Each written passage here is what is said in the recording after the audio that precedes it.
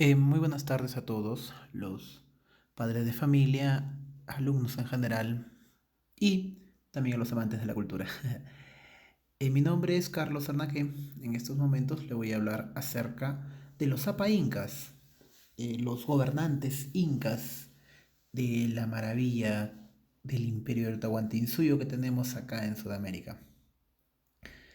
Ahora, me gustaría mencionarles algo acerca del Inca, el gobernante. ¿Quién fue el Inca en general? No fue el soberano del Imperio Incaico.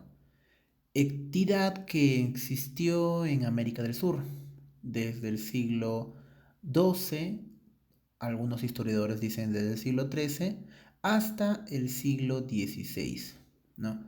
También eran usados el término Capac Inca, ¿no? Era el, por así decirlo, hijo del sol, o hijo del dios sol en la cultura incaica, ¿no? ¿Cómo se elegían exactamente los incas, ¿no? A ver, toda la información que yo le voy a estar mencionando dentro de este espacio es algo controversial en realidad, porque como no existía escritura en el imperio incaico más que los quipus, entonces no podríamos manifestar exactamente lo que pasó realmente, ¿no? La historia es muy confusa en ese entonces, solamente se ha desarrollado a través de crónicas, ¿no? Y entonces esas crónicas es lo que les voy a mencionar, ¿no? Las crónicas identifican al Inca como el gobernante supremo, ¿no? Con la semejanza de los reyes en la monarquía que existía en la Edad Media, ¿no? Sin embargo, a diferencia de ellos, el acceso a este cargo no tenía nada que ver con la herencia al hijo mayor, ¿no? Sino con la elección de los dioses, mediante unas pruebas muy rigurosas a las que la sometían las aptitudes físicas y morales del que la pretende, ¿no? Del que pretende la Mascaipacha. Tales pruebas acompañaban en un complejo ritual, a través del cual el sol nominaba a quien debía asumir el cargo de Inca, ¿no? El dios Sinti, si estaba de acuerdo, le daba el poder de la lluvia al futuro inca. Con el tiempo, los incas nombraban como gobernante a su hijo predilecto con la intención de asegurar su sucesión, ¿no? Por ejemplo, Huiracocha, ¿no? Quien le dio el trono a Inca Urco, quien ya lo veremos más adelante, ¿no? Inicialmente eran con pruebas, luego fueron vinculando al, digamos, el hijo predilecto, ¿no? Pero, ¿qué era la disposición? ¿Cuáles eran las funciones del Inca exactamente, ¿no? El Inca acumulaba a su persona una dirección política, social, militar y económica del Estado, ¿no? Ellos ordenaban y dirigían la construcción de las grandes obras de ingeniería, ¿no? Por ejemplo, Sacsayhuamán, ¿no? La fortaleza de Sacsayhuamán, que tomó aproximadamente 50 años en terminarse, ¿no? Pero algunos cronistas indican que su obra más importante fue la red de caminos, ¿no? Que surcaba todo el imperio y permitía el rápido viaje para los administradores, o también los mensajeros, ¿no? Y ejércitos. También tenían provistos puentes colgantes y tambos. Los mensajeros, quiero detenerme en ese punto, los mensajeros eran los chasquis, quienes mencionaban o decían que esos chasquis eran capaces de correr todo el imperio, no teniendo en consideración que el imperio del Tahuantinsuyo empezó con Pachacútec y iba desde Chile hasta el Ecuador. Entonces estamos hablando de más de 7.000 kilómetros. ¿Cómo puede ser eso posible? ¿Cómo alguna persona puede correr tanto? Bueno, los cronistas indican de que los chasquis estaban en diferentes puntos, ¿no? Entonces pasaban entre 5 o 10 kilómetros, que era lo que tenían que correr nada más. No se corrían un chasqui, no se recorría todo el imperio como muchos pudieran creer. Aparte de ello, en el concepto religioso promovieron el culto al Inti, quienes consideraban que era su padre. Organizaban un calendario señalando los días y las fiestas, también los sacrificios que se podrían hacer a este, ¿no? A nivel político enviaban a inspectores a fiscalizar la lealtad y eficiencia de los funcionarios. Los monarcas promovieron un gobierno unificado y descentralizado donde el Cusco actuaba como eje articulador de las siguientes regiones, ¿no? Lo cual se consideraban suyos. Eh, la lista oficial de los soberanos incaicos fue escrita por diferentes cronistas, ¿no? En la cual hacían una mención de que era una monarquía. Pero otros cronistas también mencionaban de que era una diarquía. ¿Cómo así? ¿No? Se mencionaba que en algunos casos los incas podían gobernar como único mediador, por así decirlo. No, a eso se le conoce como una monarquía, un rey. Sin embargo, en algunos casos mencionan de que fue una diarquía, porque fue acompañada de sus hermanos, fue acompañada de alguna persona que le podía mencionar, ¿no? Acerca de qué es lo que debe hacer. O en algunos casos era considerado rey y todavía no cumplía la mayoría de edad, ¿no? Que es lo que ya vamos a mencionar. ¿No? Las dinastías, según los cronistas, estaban agrupadas en dos dinastías, los Urim y los Anan, ¿no? Los Urim mencionaban como Bajo Cusco y los Anan como Alto Cusco. ¿No? La capital estaba dividida en esas dos mitades, separadas por el camino antisuyo, ¿no? Y que las poblaban parcialmente, ¿no? Y que se disputaban en el poder político. Los primeros gobernantes en realidad fueron los Urim, ¿no? ¿Quiénes conformaban los Urim? Lo conformaban Manco Cápac, Sinchi-Roca, Yoque Chupanqui, Maita Cápac y Cápac Yupanqui. Ahora, hablemos un poquito de cada de ellos, ¿no? ¿Qué podríamos decir de Manco Cápac? Bueno, primer Sapa Inca, ¿no? Fundó el Imperio Incaico, que fue aproximadamente en el año 1200, ¿no? Después de Cristo, obviamente, ¿no? Y fue su primer gobernante. Se caracterizó por el dominio de las tribus preincaicas que vivían dispersas en el Cusco y sus alrededores, ¿no? Él fue la persona quien se encargó de organizar esas tribus. Después le sigue su hijo, Sinchi Roca, ¿no? Sinchi Roca fue hijo de Manco Cápac y Mama Oyo, fue el segundo gobernante del Curacasco inca, ¿no? Curacasco se le menciona a las etapas previas al imperio, ¿no? Porque todavía no se le podía llamar imperio incaico, ¿no? Eso fue más adelante con otros gobernantes, con otro gobernante quien unificó y desarrolló las cuatro regiones o los cuatro suyos. ¿No? Su nombre en quechua de Sinchirroca significaba guerrero magnífico, ¿no? Logró conseguir la amistad de algunos señorías aledaños a su dominio. Y tuvo entre sus allegados los ayamarcas, ¿no? Los sucedió el tercer gobernador, ¿no? Del Curacasco Inca. Su nombre fue Yoque Chupanqui. No logró casi ninguna expansión territorial a lo largo de su gobierno, pues las luchas constantes por la permanencia del Valle de Cusco lo impedían. Algo muy cierto es que durante todo el espacio de tanto Curacasco como Imperio, estaba sometido a muchas y muchas rebeliones.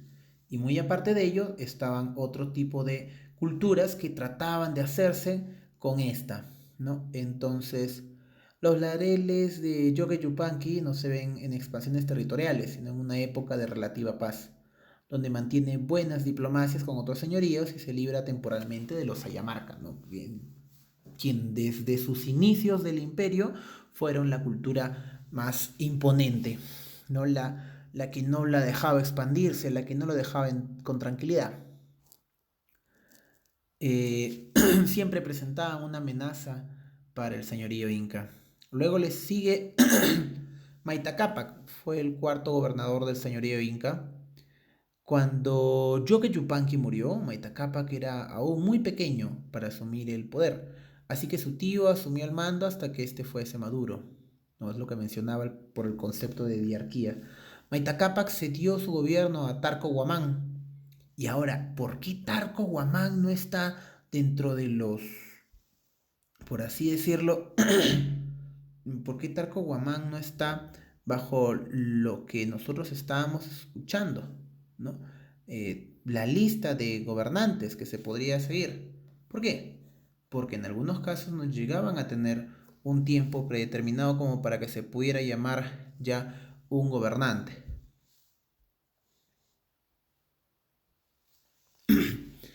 Entonces, Tarko Guamán recibió un golpe de estado por parte de su primo casi inmediatamente iniciado su mandato, ¿no? Y quien le realizó este golpe de estado fue Capac Yupanqui, ¿no? Fue el quinto gobernador del señorío inca. Entró al poder mediante la fuerza militar, ¿no? Mediante un golpe de estado a su primo Tarko Guamán. Capac Yupanqui resultó ser un aguerrido gobernante y también bueno, los cronistas mencionaban que era muy maquiavélico, ¿no? Cusi Chimbo, ¿por qué hablo de Cusi Chimbo? Cusi Chimbo fue una de las esposas de Capac Yupanqui. ¿Qué fue lo que hizo Cusi Chimbo? Bueno, estableció digamos, un plan con con un futuro inca, ¿no? Para poder asesinar a Capac Yupanqui, puesto que no estaba llevando un buen mandato. Lo envenenó, ¿no? ¿Y quién era ese nuevo inca? Fue Inca Roca. Ahorita los voy a mencionar. Lo envenenó antes de que éste siquiera nombrase un sucesor, ¿no? Esto fue parte de un complot que organizó Inca Roca. Y con esto empieza otro tipo de dinastía, ¿no? En este caso empieza la dinastía Hanan. Inca Roca inicia el título de Inca, ¿no? Fue el sexto gobernador del Curacasco Inca, quien asumió el poder mediante un auténtico golpe de estado. Cusichimbo, viuda de Capac Yupanqui, fue parte de su complot para envenenarlo, ¿no? Y luego del homicidio se casó con Inca Roca, quien fue el nuevo gobernador. Pasamos al siguiente gobernador, fue Chawarhuaca, y a él se le mencionaba de que tenía una enfermedad, pero en ese entonces no se le conocía como una enfermedad, sino que se le mencionaba y se decía que él tendría algún tipo de poder sobrenatural, ¿no? Fue el séptimo gobernador del Coracasco Inca, fue raptado por los ayamarcas cuando era niño y durante su cautiverio el rey Ayamarco ordenó su ejecución. Cuando el niño se enteró que iba a ser ejecutado, empezó a llorar sangre. El gobernador Ayamarco se compadeció y un año más tarde fue liberado y gobernó poco tiempo, ¿no? Chaguarhuaca gobernando organizó diferentes tipos de conquista, pero los kuntis se rebelaron fastidiados por las mitas o trabajos que se realizaban. Eso era algo muy importante del Imperio Incaico. El Imperio Incaico, como ya les expliqué en la clase pasada, está organizada por diferentes tipos de actividades, diferentes tipos de trabajos que tenían que realizar obligatoriamente, ¿no? Entonces, ¿qué pasó en ese entonces? No todos los pueblos que eran anexados al Imperio Incaico estaban de acuerdo con ese tipo de actividades, ¿no? Entonces, siempre ocurrían revelaciones, ¿no? Después de ello, fue el gobernador Huiracocha, ¿no? Quien se le consideraba como el gobernante cobarde, por así decirlo, por muchos cronistas. ¿Por qué?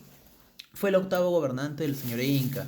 Inicialmente se llamó Hatun Topac, pero tomó el nombre de Huiracocha. ¿Por qué tomó el nombre de Huiracocha? Si es que ese es el nombre, es el máximo representante de la cultura inca, ¿no? El máximo representante en divinidad de la cultura inca, la Huiracocha. Puesto que este inca aseguró haber tenido un sueño divino con el dios que lleva el mismo nombre. Durante su gobierno conquistó algunos señoríos, se hizo algunas obras en la capital, ¿no? Aceptó la rendición y entrega del Cusco ante una embajada chanca y escapó con sus hijos preferidos, esposas y sirvientes, ¿no? Se enfrenta con los chancas, nación que equiparaba el poder incaico, ¿no? Situado al noroeste de Cusco, que actualmente se le considera con el nombre de Abancay. Los chancas llegan hasta el Cusco, ya anciano, su hijo Pachacute, que afronta la defensa. Entonces, Huiracocha ya está, digamos por así decirlo, muy anciano para asumir por así decirlo, una condición de guerra con los chancas, que era un pueblo que se decía de que iba a liquidar a todos los Cuscos, a todo Cusco. Entonces su hijo fue quien lideró esta defensa, pero acá hay un punto, ¿no? No se menciona como Zapa Inca, no, pero Huiracocha entrega el poder a su hijo Inca Urco, ¿no? Y este fue también una condición muy fugaz, ¿no? Porque él fugó de Cusco en realidad, ¿no? Después llega ya el Inca, por así decirlo, el Inca más idolatrado, el Inca que dio un vuelco a todo este tipo de historia incaica, por así decirlo. Desde aquí ya empieza a nombrarse como Imperio Tahuantinsuyo. ¿Gracias a quién? Gracias a Pachacútec, ¿no? Él cambió el rumbo de todo el Imperio Tahuantinsuyo. Fue el noveno gobernante del estado inca quien que convirtió de un simple curacasco a un gran imperio, ¿no? El imperio del Tahuantinsuyo. Durante su gobierno se produjo el mayor crecimiento del imperio. Inauguró el poderío imperial porque los incas se convirtieron en emperadores al anexionar numerosos reinos. Pachacútec mejoró la organización del estado, dividiendo el imperio en cuatro regiones o suyos. Por el norte, él sometió a los huancas y tarmas hasta llegar a la zona de los cajamarcas y los cañaris que se encuentran en el Ecuador, ¿no? Por el sur sometió a los collas y lupacas que ocupaban la meseta del altiplano. Organizó los chasquis e instituyó la obligatoriedad de los tributos, ¿no? Una condición que inició Pachacútec, pero que también fue el declive del imperio incaico, porque los tributos no todos estaban de acuerdo, no todos los pueblos que se les anexaba estaban de acuerdo. No. Después de Pachacútec, le siguió el siguiente gobernador, Tupac Inca Yupanqui, ¿no? Fue el 10º gobernador inca. Asumió el correinado de los 16 años. Fue un destacado militar que logró importantes victorias durante el gobierno de su padre, ¿no? En 1471 asumió el trono y amplió las fronteras del imperio hacia el sur, ¿no? Llegando hasta el río Maule, que fue, por así decirlo, el lugar límite hacia el sur de los incas, ¿no? También sometió a algunos pueblos del altiplano y del norte argentino. Sofocó la resistencia de los chachapoyas y chachapoyas grandes aliados de los españoles, ¿no? Sofocó la resistencia, pero jamás por así decirlo, lo mitigaron al completo, ¿no? Quiso incursionar en la selva, pero por diferentes rebeliones no lo pudo realizar, ¿no? Eh, Continuó Huayna Cápac, ¿no? Fue el 11º gobernante del incanato. Se le considera el último gran emperador el emperador del imperio, ¿no? Del incario, por así decirlo. Durante su gobierno continuó la política de su padre, de Tupac Inca Yupanqui, en cuanto a la organización y fortalecimiento del Estado. Para conservar los territorios conquistados tuvo que sofocar en forma sangrienta con continuas sublevaciones. Derrotó nuevamente a los chachapoyas y anexionó la región del Golfo de Guayaquil, llegando hasta el río Ancasmayo. Estando en Quito, enfermó gravemente y falleció en 1525. Ahora, acá hay una teoría en cuanto a Huayna Cápac. Se dice de que él enfermó por la peste, ¿no? Pero la peste por así decirlo, es un tipo de enfermedad que se originaba solamente en Europa. Entonces se decía de que la peste ya estaba en el Imperio Incaico. Eso quiere decir que los españoles ya estaban dando sus vueltas por todo Sudamérica, ¿no? Y estaban enfermando constantemente a las personas. Ahora, se le dice que fue el penúltimo gobernante, puesto que el último, algunos cronistas se lo mencionan a Huáscar, ¿no? Fue el 12º